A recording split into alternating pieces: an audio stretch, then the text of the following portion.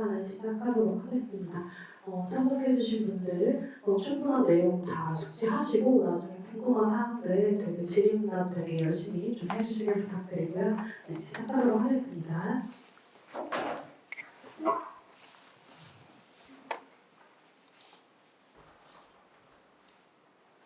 네, 안녕하세요. 온코크로스 AI 연구소에서 AI 연구원으로 일하고 있는 안수균이라고 합니다. 네. 네, 일단은 저희 온코크로스가 뭘 하는 회사인지 간략하게 설명드리고, 그리고 제가 온코크로스에서 하고 있는 일에 대해서 설명드린 다음에 이제 Q&A 세션을 가져보도록 하겠습니다. 저희 온코크로스 설명하기 이전에 오라클 아카데미 바이오데이터 전문가들에게 멘토링 세션을 받게 되어서 영광이고요. 저희 회사는 적응증 확장 영역을 타겟하고 있습니다. 해서 대부분 아시는 게 이제 구글의 딥마인드나 엔비디아나 이런 이제 신약 후보 물질 발굴을 타겟하는 AI 신약 개발 기업들을 많이 알고 계실 텐데요. 저희 온코크로스는 그것과는 차별화되게 적응증 확장 영역에서 사업을 진행을 하고 있고, 저희 회사 가장 이제 유사한 사업을 하는 리컬전이라는 미국 회사는 엔비디아한테 투자도 받은 회사입니다. 그래서 저희도 리컬전하고 같은 영역에서 사업을 진행하고 있는 회사이고요. 저희 적응증 확장이라고 했을 때 사실 이해 못 하시는 부분이 있을 수도 있는데, 여기 이 그림을 보시면 이제 약물에 대해서 이제 적응증이라는 건 질병을 의미하는 겁니다. 그래서 어떤 약물을 어떤 질병에 사용할까를 이제 말할 때 이제 약물의 적응증이라고 말을 하는데, 적응증의 확장이라는 거는 이제 같은 약물이라도 이제 다양한 질병에 사용할 수 있게끔 질병을 확장해 주는 것이라고 생각을 해주시면 되고, 이런 게 왜 의미가 있냐면 임상 1상을 통과한 약물, 그러니까 이제 안정성하고 독성을 통과한 약물의 경우는 만약에 저희가 적응증을 확장하게 되면 임상 1상을 다시 진행할 필요 없이 전임상 효력 시험 후 바로 임상 2, 3상으로 넘어가게 됩니다. 그래서 시간 비용을 굉장히 절감할 수 있고, 그로 인해서 제약사들이 수익을 극대화할 수 있습니다. 저희가 적응증 확장 플랫폼이라는 이제 랩터 AI라는 플랫폼을 자체 개발해서 서비스를 진행하고 있는데, 랩터 AI는 아래와 같은 이제 세부 단계로 이루어져 있습니다. 그래서 차별 발현 유전자군 선정을 먼저 하게 되고, 세포 조직 비교 분석, 약물 질병 비교 분석, 그리고 스코어 조합의 단계로 분석이 진행이 되고, 이러한 분석을 통해서 이제 약물을 넣어주면 그 약물을 어떤 질병에 더 사용해 볼 수 있을까를 제약사한테 제공을 해주게 되는 것이고요. 구체적으로 좀 더 데이터를 살펴보시면 저희가 앞서 말씀드린 각 과정에서 질병 데이터, 환자 데이터, 그리고 약물 반응 데이터, 암종별 데이터, 그리고 예후 정보 등을 활용을 하게 됩니다. 그래서 이런 대규모 데이터를 앞에서 보여드린 이제 대규모 통계 분석 혹은 AI 모델에서 레퍼런스 등을 진행해야 되기 때문에 이런 대규모 데이터를 잘 다루고 이제 고속 연산을 할 수 있는 능력들이 굉장히 중요합니다. 저희 회사는 위에서 보시는 바이오 국내외 제약사뿐만 아니라 병원하고도 같이 협업을 많이 하고 있습니다. 그래서 이러한 성과를 바탕으로 작년에 코스닥에 상장이 되었고요. 제 개인적인 소개를 좀 더 드리면 앞서 말씀드렸다시피 저는 온코크로스 AI 연구소에서 AI 연구원으로 일을 하고 있고, 지금은 이제 생체 데이터 기반 AI 모델 기획 및 개발을 하고 있습니다. 이전에는 이제 플린트라는 회사를 공동 창업한 경험도 가지고 있고, 아모레 퍼시픽과 공동 연구를 한 경험도 가지고 있습니다. 아모레 퍼시픽하고의 이제 공동 연구에서는 영노화 타겟을 발굴하는 시스템 생물학 연구를 진행을 했는데, 그 결과 이제 유럽 특허하고 국내 특허를 등록하고 관련 이제 화장품 프리미엄 라인이 아모레에서 런칭된 적이 있습니다. 창업 관련해서는 제가 웹앱도 만든 적이 있고, 그리고 이 웹앱의 옆에 보시면 실시간 추천이 되고 있는데 AWS의 람다를 이용해 가지고 도커 AI 모델을 업로드해서 실시간으로 추천이 되는 이런 시스템을 만든 경험이 있고요. 이런 시스템을 만드는 데는 저희 NLP라고도 표현하고 이제 요즘엔 라지 랭귀지 모델이라고 더 많이 표현하는 이제 기술과 그래프 형태의 데이터를 분석하는 그래프 뉴럴 네트워크를 조합해가지고 추천 시스템을 구성을 했었습니다. 뿐만 아니라 노션 확장 프로그램이나 iOS 앱을 개발했던 경험을 가지고 있습니다. 현재는 아까 말씀드렸다시피 온코크로스 AI 연구소에서 AI 플랫폼을 개발을 하고 있습니다. 그리고 이제 이거는 조금은 더 캐주얼한 얘기인데 저도 사실 계획대로 순서대로 한 거는 단 하나도 없고요. 순전히 뭔가 임기응변으로 여기까지 오게 되었는데 처음에 학부 때는 의생명 생명공학을 복수 전공하다가 그 프로그래밍을 혼자 독학하게 됐습니다. 하면서 이거 생물 실험뿐만 아니라 데이터 분석을 하고 싶다 라는 생각을 하게 돼서 시스템 생물학 생명정보학으로 약간의 점프를 하게 되었고요. 그래서 대학원 박사 과정을 다니다가 스타트업을 한번 해봐야겠다 라는 생각을 하게 돼서 이제 잘 다니던 대학원을 그만두고 AI 스타트업을 창업을 했었고요. 근데 이제 창업한 회사가 잘 안 되니까 이제 고민에 다시 빠졌죠. 와, 이제 나 뭐 해먹고 살지? 라고 고민을 많이 했는데 제가 이 앞선 과정들을 밟아오면서 굉장히 다양한 경험을 했더라고요. 그래서 AI에 대한 지식도 쌓았고 IT에 대한 지식도 쌓았고 R&D, 그 연구하는 경험도 가지고 있었고 생명 쪽 전공 지식도 가지고 있었고 그래서 이러한 경험들을 끌어 모아서 이제 온코크로스 AI 연구소에서 일을 하고 있습니다. 그래서 각각의 과정에서 열심히 이제 몰입하고 학습하고 경험한 이런 점들을 수집해서 이 점들을 연결하기 위해서 열심히 고뇌하고 성찰하고 당연히 약간의 운도 따라줬다고 생각을 하고요. 그래서 여러분도 역시 DB의 근본이라고 할 수 있는 이제 오라클에서 이런 점들을 많이 열심히 만드시고 어떻게 연결해서 앞으로 자기의 커리어를 잘 만들어 갈 수 있을지 노력을 한번 해보시면 좋을 것 같습니다. 그리고 QA를 준비를 해주셔서 QA 답변을 드릴 건데 QA 답변은 저도 드리고 옆에 이제 같이 온코크로스에서 온 안태경 연구원님도 같이 답변을 드리려고 합니다. 네. 안녕하세요. 저는 온코크로스에서 연구원으로 있는 안태경입니다. 저는 그 바이오 이제 유전체 데이터로 이제 질병 분석하고 이제 그런 백그라운드를 가지고 있어서 조금 이제 신약 개발 쪽이랑 좀 다른 부분도 바이오 전반적으로 이제 좀 질문 주셔도 이제 대답해드릴 수 있도록 하겠습니다.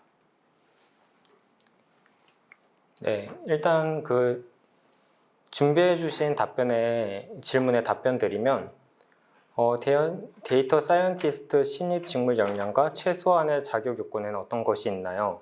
또한 학위가 중요한지 궁금합니다 라고 질문 주셨는데 일단은 바이오에 대한 약간의 이해도는 필요하고요. 그리고 파이썬을 다룰 수 있고 기본적인 어떤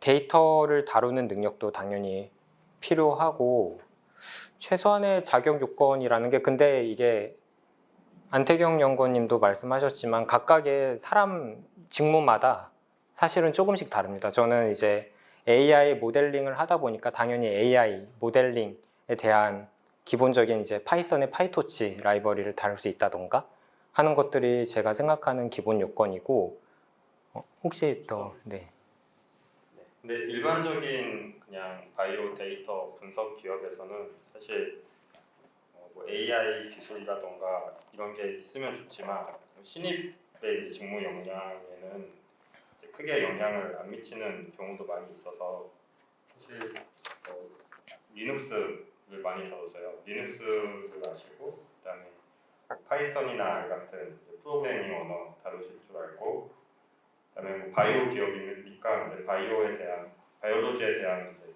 백그라운드가 조금 있으시면은 충분히 업무는 하실 수 있을 것 같고 그리고 DB도 되게 다루는 게 중요한데 오라클 DB가 좀 되게 많이 쓰이는 DB라 좀 많이 상업적으로 많이 쓰고 약간 근본적인 DB라 보니까 예. 이거를 좀 배우시면 큰 강점이 되실 수 있을 것 같습니다. 그리고 추가적으로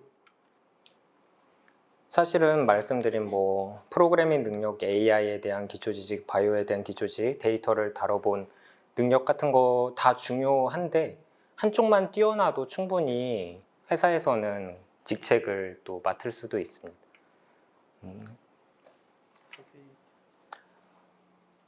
하기가 중요하기도 한데 그 취업 사이트 같은 데 들어가 보시면 각 회사마다 잡 디스크립션이 있을 거예요.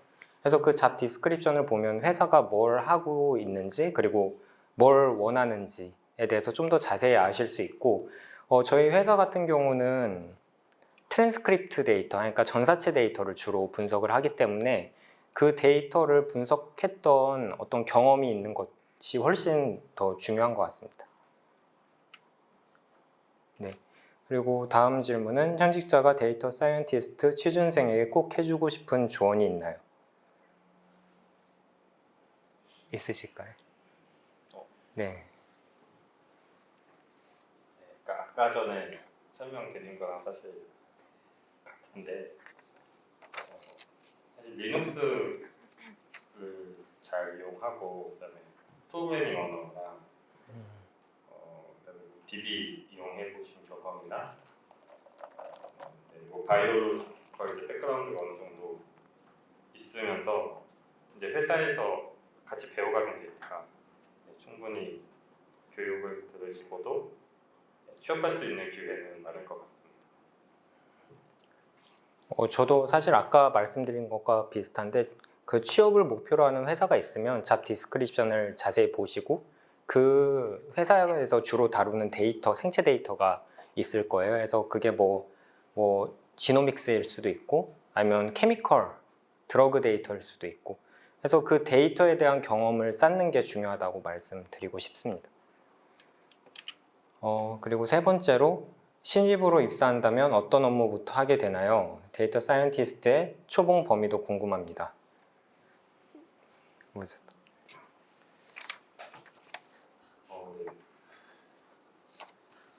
일단 데이터 다루는 회사를 간다면 일단 선임 연구원들이 이미 이제 구축해놓은 파이프라인이 아마 있을 거예요. 그래서 그 파이프라인으로 만약에 분석 서비스를 하는 회사면은 분석 서비스를 직접 이제 하게 되는 일을 먼저 할 것 같습니다. 하면서 이제 점점 업무를 배워가면서 뭐 개발도 하고 뭐 기존 분석 개선도 하고 뭐 그런 부분의 업무를 할 것 같고, 근데 만약에 AI를 이제 전문적으로 하는 회사를 가게 된다면 그리고 또 연구하는 회사를 가게 된다면 이제 AI를 이용해서 이제 프로젝트를 하고 적용하고 또 뭐 연구하는 그런 업무를 바로 투입될 수도 있고, 이거는 사실 뭐 회사마다 좀 상의해가지고 어떤 회사를 목표로 하시는지 정해가지고 그 업무에 대한 계획을 세우시면 될 것 같습니다.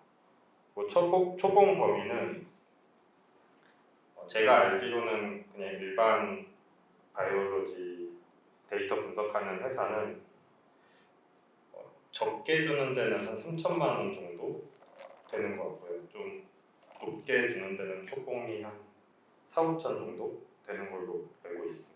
정확하진 않습니다. 개인적인 의견입니다. 네, 저도 태경 연구원님하고 비슷한 생각인데요. 신입으로 입사하면 일단은 이제 같이 일하게 되는 선배하고 프로젝트에 대해서 이제 같이 진행을 하면서 프로젝트의 이제 필수 지식을 먼저 학습하시게 될 거고요. 그리고 이제 그에 따라서 이제 작은 역할들을 조금씩 맡는 그런 방식으로 진행이 될 거라고 생각하는데 저희 회사에 만약에 오신다면 저희가 전사체 데이터를 다루기 때문에 전사체 데이터에 대한 학습부터 먼저 하시고 전사체 데이터를 전처리하는 방법부터 먼저 학습하게 되시지 않을까 생각을 합니다. 초봉 범위는 전 잘 모르겠습니다. 네. 실제로 가장 많이 하는 업무, 사용하는 툴이 궁금합니다. 네, 실제로 가장 많이 하는 업무는 그러니까 일반적인 이제 바이오로지컬 데이터를 분석하는 회사의 경우에는 만약에 분석 서비스를 하는 회사면은 그 실제로 분석 서비스를 이제 관리하는 업무를 가장 많이 하는 것 같아요. 이제 분석 서비스라 하면 저 같은 경우에는 전 회사에서 뭐 예를 들어서 암 환자의 이제 유전체 데이터를 받아가지고 거기서 이제 어떤 이제 유전자 변이가 이제 어떤 질병과 연관되어 있는지를 이제 찾아주는 그런 업무를 했었는데요. 이제 그러면은 이미 그 만들어져 있는 파이프라인이 있으면 그 파이프라인을 실제로 가동시켜가지고 분석 서비스를 하면서 이제 그 분석 서비스의 퀄리티를 개선하고 또 뭐 새로운 서비스가 이제에 대한 이제 연구도 진행하면서 그렇게 이제 진행을 했고 이제 AI 같은 경우에는 이제 AI로 할 수 있는 여러 가지 AI로 잘 할 수 있는 여러 가지 이제 업무들이 있는데 뭐 신약 개발이라던가 아니면 뭐 희귀암이 아니고 그 혈액으로 그 조기암 진단하는 거 이제 이런 거는 AI로 이제 좀 많이 연구가 되고 있거든요. 뭐 이런 업무들을 많이 하고 있고 사용하는 툴은 AI를 연구할 때는 이제 뭐 파이썬 많이 사용하고요. 또 파이토치를 많이 사용합니다. 그리고 일반적인 이제 바이오로지컬 업무를 할 때는 R도 많이 쓰고 있습니다.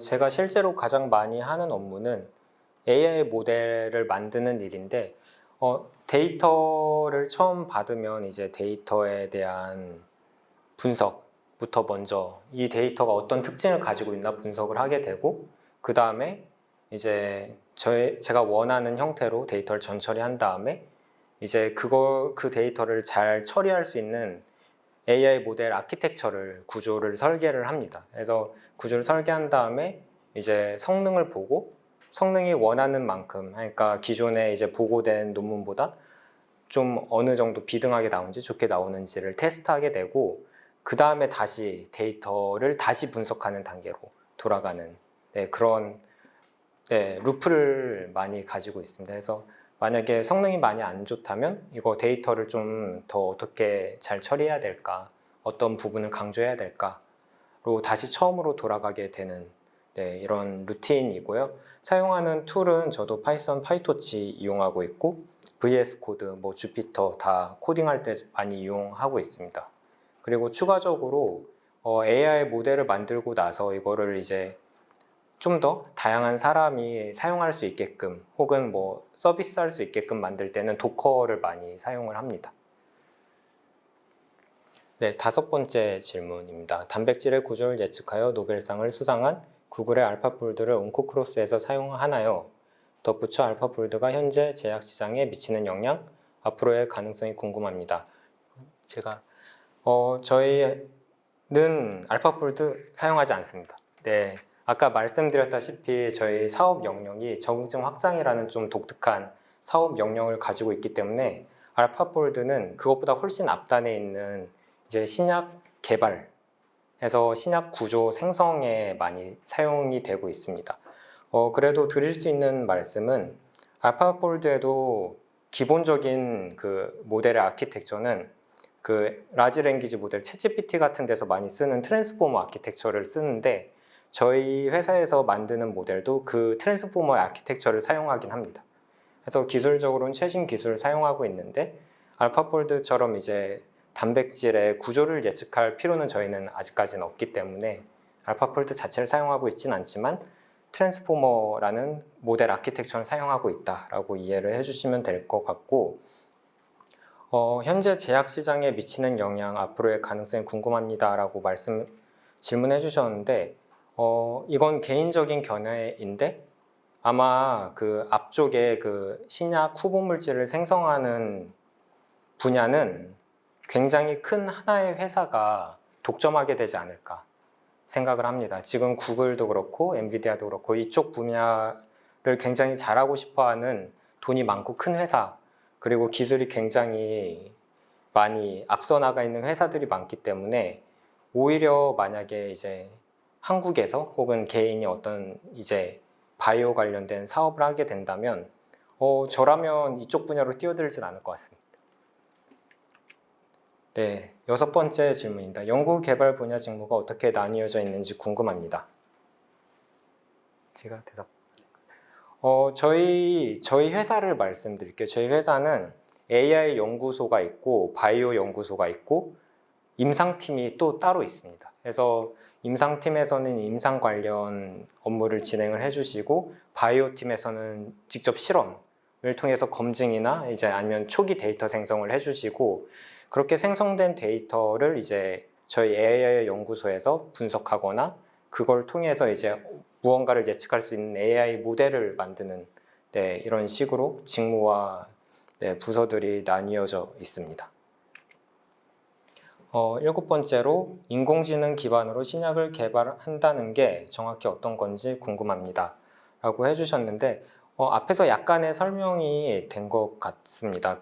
요즘에는 좀 더 추가 설명을 드리면 알파폴드 말고도 알파 프로테오라는 모델이 있는데, 그 알파 프로테오 모델은 특정 단백질에 어떤 뭐 RNA라든지 혹은 뭐 케미컬이라든지 혹은 프로테인이라든지 잘 바인딩할 수 있는 몰리큘을 생성해주는 모델입니다. 그래서 그런 식으로 특정 프로테인의 특정 포켓에 잘 이제 바인딩할 수 있는 어떤 특정 물질을 만들고 싶다라고 했을 때, 그런데 이제 네, 알파폴드 같은 생성 모델이 사용이 됩니다.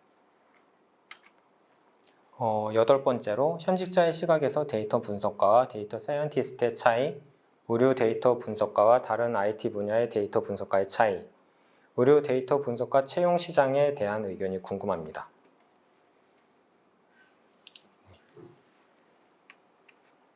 제 개인적인 의견으로는 데이터 분석가와 사이언티스트의 차이는, 사이언티스트는 좀 연구를 주도할 수 있는, 프로젝트를 주도할 수 있는 그런 능력을 가지신 분이 사이언티스트인 것 같고요. 분석가는 그냥 데이터 분석만, 그러니까 좀 한계가 있는 분석만 하시는 분들을 분석가라고 저는 그렇게 생각을 하고 있는데, 사실 어떻게 정의하기에 따른 거인 것 같고 큰 차이는 없어 보입니다. 다 데이터 사이언티스트가 데이터 분석하고 같은 의미인 것 같고요. 그다음에 의료 데이터 분석가와 다른 IT 데이터 분석가의 차이는 IT 분야의 데이터 분석가 분들이 더 이제 IT 쪽으로 더 깊게 지식을 알고 계신 것 같고, 의료 데이터 분석가 분들은 이제 IT 쪽 지식에 더해서 그 의료 쪽, 그러니까 바이오로지컬한 그런 이제 지식도 같이 요구가 되기 때문에 이제 그런 부분에서 조금 특화가 되어 있는 것 같습니다. 그리고 의료 데이터 분석가 채용 시장에 대해서는 요즘에는 사실 그 R&D 예산이 좀 줄어들어서 많이 안 좋다고 알고 있는데, 그래도 그 분석하시는 분들에 대한 니즈가 꾸준히 있어서, 또 되게 그 분석 전공하신 분들도 의료 쪽에 많이 없는 걸로 알고 있어서 채용 시장에 대한 니즈는 있을 것 같습니다. 근데 네, 저는 어떻게 생각하냐면 실무에서는 사실은 이렇게도 부르고 저렇게도 부를 수 있다고 생각을 하는데, 개인적인 견해로는 이제 데이터 분석가는 목표하는 바가 더 많은 데이터를 더 빠르게 알려진 방법대로 빠르게 프로세싱하는 것에 좀 더 목표를 두고 초점을 맞추는, 그래서 서비스가 원활히 진행되게끔 하는데 좀 더 초점을 맞춘다면, 데이터 사이언티스트는 과학자이니까 새로운 데이터, 새로운 방법론, 그리고 새로운 결론에 도달할 수 있게끔 노력을 하는 거고, 특히 이제 이런 성과가 특허나 논문으로 마무리되는 경우가 많을 수 있다고 생각을 합니다. 그래서 데이터 사이언티스트는 어떻게 보면 이제 문제를 정의하고 문제를 해결하는 것까지 스스로 할 수 있는 사람이고, 데이터 분석가는 그걸 좀 더 효율적으로, 생산적으로 하는 사람이라고 생각을 합니다. 그리고 IT 분석가와의 차이는, IT 분야는 사실은 데이터 특성이 조금 다른데, 제가 창업을 했을 때가 IT 분야 분석가하고 좀 더 가까웠는데, 그때는 실시간 데이터 처리를 훨씬 많이 합니다.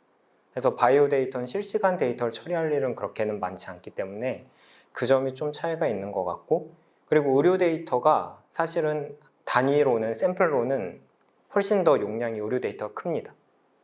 왜냐하면 이제 한 사람의 뭐 트랜스크립톤 바이오 데이터를 생산을 하면 그게 기가바이트 단위이기 때문에, 네, 인터넷에서 실시간으로 뭐 댓글이 달리는 것에 텍스트의 용량과는 차원이 다르고요. 그래서 의료 쪽이 그렇게 막 샘플이 많진 않아도 샘플 하나하나의 데이터에 크기가 큰 데이터를 다룬다라고 생각해 주시면 될 것 같고, 의료 데이터 분석과 채용 시장은 니즈는 항상 꾸준히 있는데 적절한 사람을 찾기는 힘들다라고 말씀드리고 싶고요. 네, 다음 질문으로 바로 넘어가겠습니다. 9번째 질문, AI 신약 개발은 임상 단계 중 주로 어디에 적용되며 이렇게 나온 성과는 현재 활발히 거래가 이루어지고 있나요?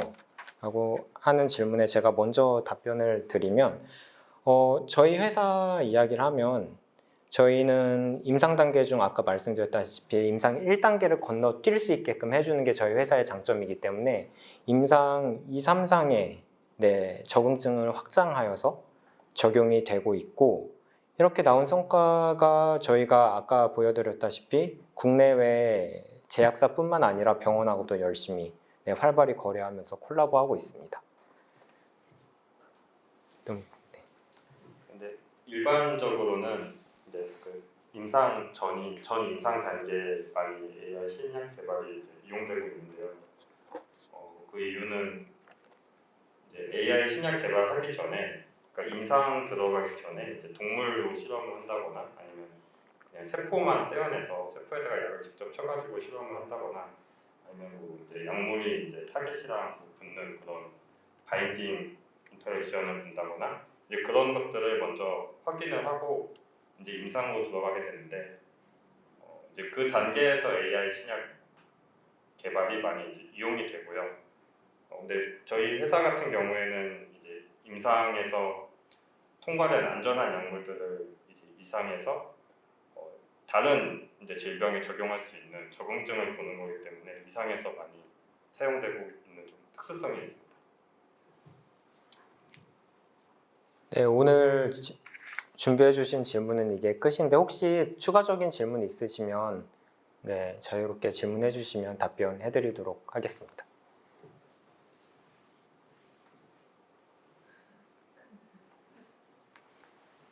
네, 질문해 주세요. 근데 좀 굉장히 개인적인 질문인데요. 제가 이제 겐트대학교에서 분자생명공학과를 전공해서 이제 그 과정 중에서 인포메틱스, 바이오인포메틱스로 좀 하다가 이제 최근에 줄기세포 연구실에서 제가 이제 직접 나서서 이거 딥러닝으로 이미지 분석 모델 구현해보겠다 해서 그때 말씀하신 파이토치랑 이런 거 써서 제가 막 에피션트 활용해서 비교 분석해보다가 이거 너무 재밌다, 이쪽으로 가고 싶다 해서 제가 지금 과정을 듣고 있는데, 사실상 이제 논문이 있거나 제가 쓴 이런 쪽에 AI 쪽에 논문이 있거나 그러진 않는데, 제가 만약에 뭐 AI 쪽이나 데이터 뭐 이런 쪽으로 나갔을 때 경쟁력이 있을 수 있을지. 그 진행했던 프로젝트에 대한 결과를 사실은 보여줄 수 있는, 누구나 인정할 수 있는 형태로 마무리하는 게 좀 더 중요할 것 같고요. 근데 만약에 논문이, 이건 개인적인 생각인데, 논문이 아니더라도 아니면 뭐 깃허브에 기록이라도 남기고 혹은 그 관련 경험에 대해서 충분히 어필하면 네, 충분히 아까 말씀드렸다시피 그 회사마다 관심 있는 데이터, 네, 다루는 데이터, 생체 데이터가 있을 텐데 충분히 어필할 수 있다고 생각을 합니다.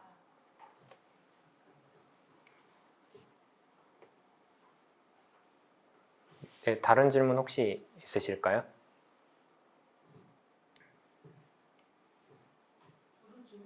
네네, 질문하셔도 됩니다.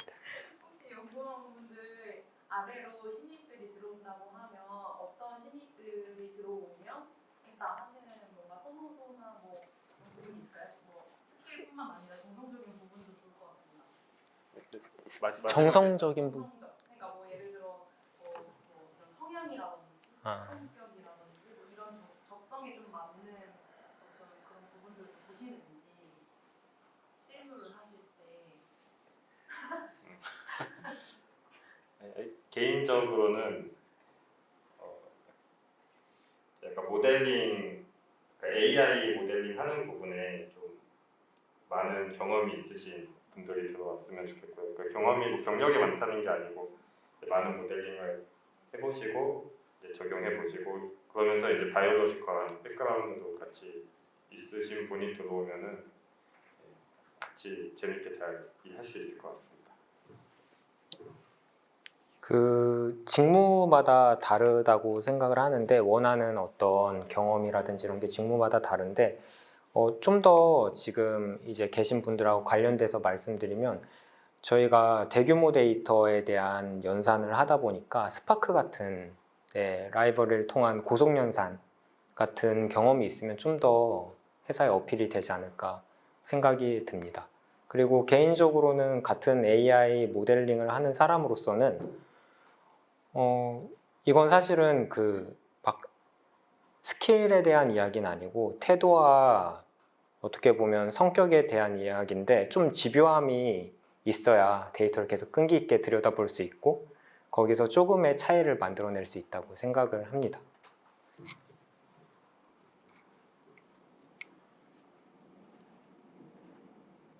네, 네.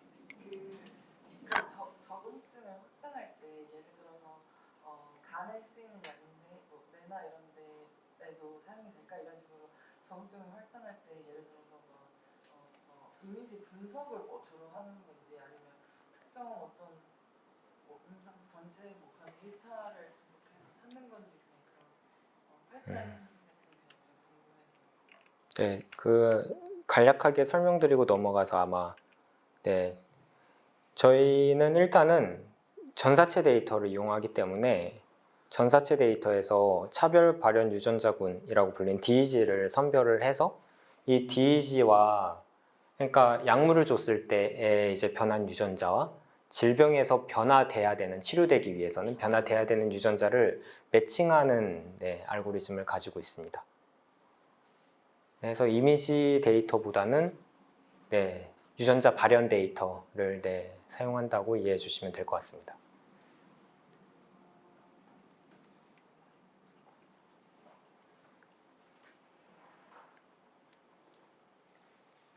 네, 더 질문 없으시면 네, 네. 이거는 이것도 그냥 좀 약간 개인적인 궁금증에 가까운데 요즘 챗GPT가 사실 발달이 많이 됐잖아요. 네. 혹시 회사에서도 뭔가 프로그래밍 할 때 도움을 받는 편인지 아니면 무조건 개인의 역량으로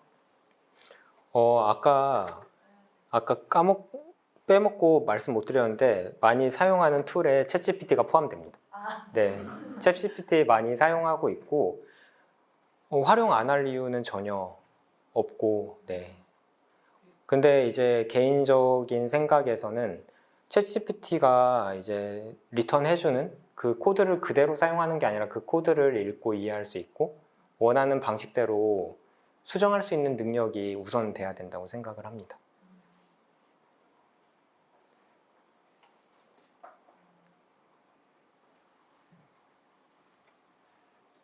네, 네.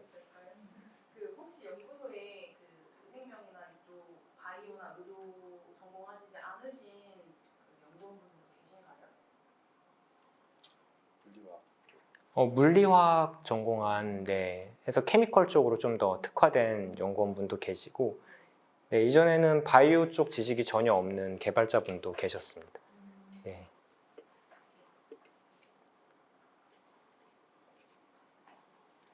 네. 만약에 이제 신입을 채용하실 때는 그래도 챗GPT를 활용해서 프로그래밍을 할 수도 있지만, 그러니까 이 사람 보면은 실력이 어느 정도 되는지를 보시겠죠. 뭐 코딩 테스트를 진행하진 않고요. 네. 네.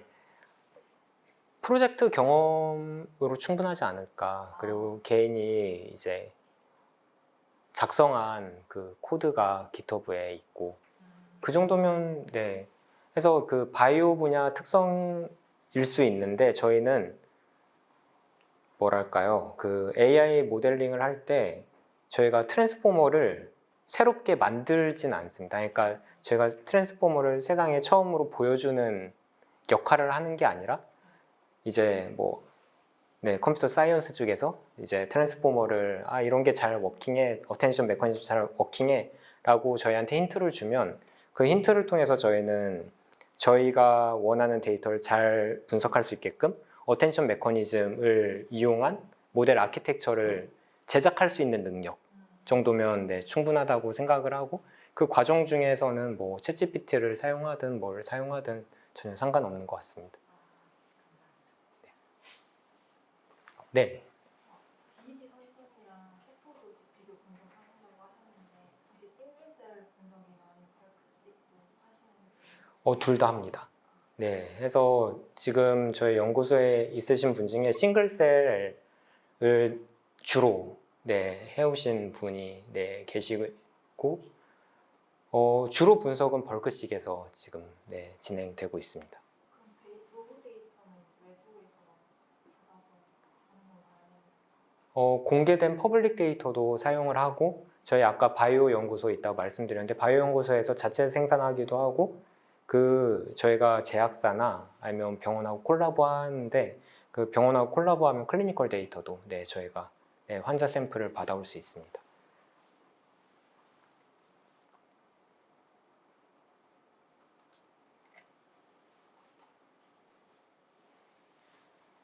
네, 더 질문 없으시면 마치면 되는 걸까요? 네. 네. 네. 네. 감사합니다. 네, 늦은 시간 동안 네, 수고하셨습니다.